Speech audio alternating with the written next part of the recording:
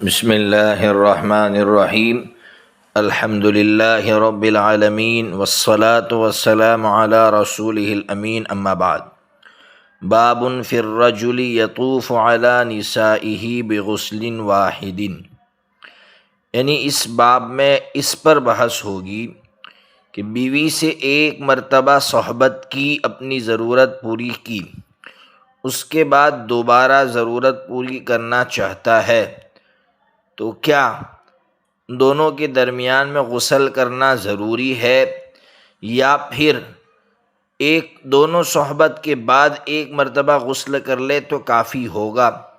اس سلسلے میں بحث ہو رہی ہے۔ پہلے حدیث پڑھ لیجئے۔ حدیث کا نمبر ہے 141۔ حضرت انس بن مالک رضی اللہ تعالیٰ عنہ فرماتے ہیں، نبی پاک صلی اللہ تعالیٰ علیہ وسلم اپنی تمام بیویوں کے پاس ایک غسل میں گھومے تھے۔ جی، اس حدیث سے تو یہ سمجھ میں آ رہا ہے کہ اگر کوئی شخص ایک مرتبہ صحبت کرنے کے بعد دوسری مرتبہ صحبت کرنا چاہتا ہے تو اس کے لیے غسل کرنا ضروری نہیں ہے۔ کیوں؟ دلیل یہی حدیث ہے کہ حضرت نبی پاک صلی اللہ تعالیٰ علیہ وسلم نے امت کو جواز بتلانے کے لیے کہ ایسا جائز ہے کہ دو مرتبہ صحبت کرے اور اس کے بعد ایک غسل کر لے تو یہ کافی ہے، ایسا مسئلہ بتلانے کے لیے نبی پاک صلی اللہ تعالیٰ علیہ وسلم نے اپنی زندگی میں 2 بار ایسا کیا ہے۔ ایک تو جب حضرت نبی پاک صلی اللہ تعالیٰ علیہ وسلم حجۃ الوداع کے موقع پر احرام باندھ رہے تھے تو احرام باندھنے سے پہلے آپ نے اپنی تمام بیویوں سے صحبت فرمائی، ضرورت پوری کی اور اس کے بعد صرف ایک ہی غسل کیا۔ اسی طرح حضرت نبی پاک صلی اللہ تعالیٰ علیہ وسلم نے جب طواف زیارت کر لیا، سب حاجی جانتے ہیں کہ جب طواف زیارت ہو جاتا ہے تو پھر حج کے ارکان مکمل ہو جاتے ہیں، صرف مینا وغیرہ کا وقوف باقی رہتا ہے اور اس وقت بیوی حلال ہو جاتی ہے۔ تو حضرت نبی پاک صلی اللہ تعالیٰ علیہ وسلم نے اس موقع پر بھی تمام بیویوں سے صحبت فرمانے کے بعد آپ نے اخیر میں غسل فرمایا ہے۔ تو اس سے جواز نکلا کہ جائز ضرور ہے کہ انسان بیوی سے 2 مرتبہ ایک مرتبہ صحبت کرے اور اخیر میں ایک مرتبہ غسل کر لے، تو ایسا جائز ہے، ہر مرتبہ غسل کرنا ضروری نہیں ہے۔ لیکن حضرت نبی پاک صلی اللہ تعالیٰ علیہ وسلم کی عادت مبارکہ کیا تھی؟ نبی پاک صلی اللہ تعالیٰ علیہ وسلم کی عادت مبارکہ تو یہی تھی کہ آپ صلی اللہ تعالیٰ علیہ وسلم اگر ایک بیوی سے صحبت فرماتے تو فوراً غسل کر لیتے، پھر اگر دوسری مرتبہ اگر کسی بیوی سے صحبت کی ضرورت ہوتی تو دوسری مرتبہ اس کے بعد غسل کرتے۔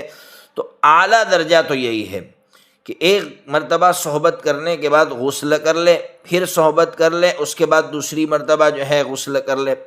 اور اگر اس اعلیٰ درجے پر عمل کرنا مشکل ہو تو دوسرے نمبر کا درجہ یہ ہے کہ کم از کم شرمگاہ دھو کر وضو کر لے، جو نماز والی وضو ہم کرتے ہیں، یہ اس کا دوسرا درجہ ہے۔ اور آخری درجہ تو یہ ہے کہ کم از کم شرمگاہ وغیرہ دھو لے، بغیر دھوئے بغیر شرمگاہ دھوئے نہ سوئے، یہ تو بالکل آخری درجہ ہے، اس کے بعد کا درجہ تو ہم سمجھ سکتے ہیں۔ بہرحال تو ہمیں تعلیم یہ ملتی ہے کہ اعلیٰ درجے پر عمل کرنا چاہیے، اگر اعلیٰ درجے پر عمل نہ کر سکے تو دوسرے نمبر کا جو درجہ تھا اس پر عمل کرنا چاہیے۔ یہ تھا باب فی الرجل یطوف علی نسائہ بغسل واحد، جس سے مسئلہ سمجھ میں آیا کہ ہر مرتبہ غسل کرنا ضروری نہیں ہے، آپ 2-3 مرتبہ صحبت کرنے کے بعد اخیر میں ایک غسل کر لے تو یہ ایک غسل کافی ہو جائے گا۔ اگلا باب ہے باب اذا اقیمت الصلاۃ ووجد احدکم الخلاء فلیبدأ بالخلاء۔ کیا مطلب ہے؟ جب نماز کھڑی ہو جائے اور کسی کو زور سے پیشاب لگا ہے تو نبی پاک صلی اللہ تعالیٰ علیہ وسلم کی تعلیم اس سلسلے میں کیا کہہ رہی ہے؟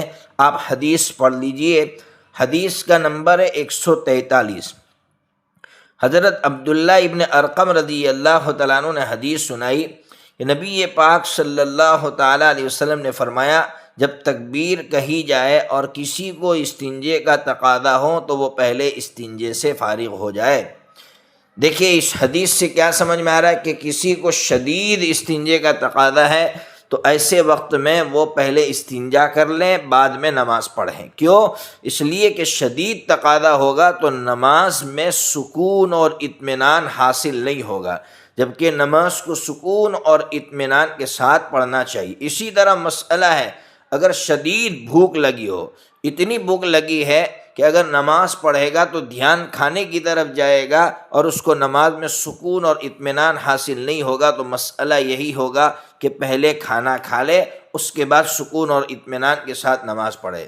لیکن یاد رہے یہ مسئلہ کب ہے؟ میں نے آپ کو بتایا کبھی ایسا ہو جائے تو، اگر کوئی اس کی عادت بنا لیتا ہے کہ جان بوجھ کر پیشاب روک کر رکھتا ہے اور پھر جب نماز کھڑی ہوتی ہے اس وقت استنجا کھانے میں گھستا ہے، اسی طرح جو ہے نماز کے وقت وہ کھانا کھانے کے لیے بیٹھتا ہے اور لوگ اگر اس سے کہتے کہ بھائی اب نماز کا ٹائم ہو گیا، اب کھانا کھا رہے ہیں، اور وہ اس حدیث کو دلیل میں پیش کر رہا ہے کہ حضور نے کہا کہ بھائی جب شدید بھوک لگی ہو تو پہلے کھانا کھا لو پھر جو ہے نماز پڑھ لو، یہ ایسا نہیں ہے، اس کو بطور دلیل کے پیش نہیں کر، یہ تو کبھی ایسی صورت پیش آ جائے تو ہم اس پر عمل کریں، اس کی عادت بنانے کی اجازت نہیں ہے۔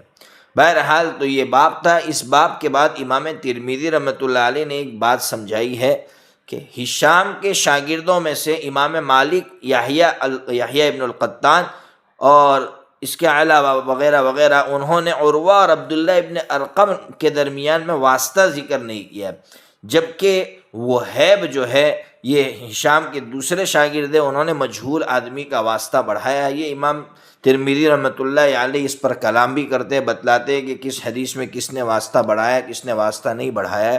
بہرحال خلاصہ یہ نکلا کہ سکون اور اطمینان کے ساتھ نماز پڑھنا چاہیے۔ اصل مقصد نماز کا یہی ہے کہ ہم سکون اور اطمینان کے ساتھ پوری خشوع و خضوع کے ساتھ اللہ رب العزت کے سامنے کھڑے ہیں، اس طرح ہم نماز ادا کریں۔ اللہ تبارک و تعالی مسائل سمجھنے کی توفیق عطا فرمائے۔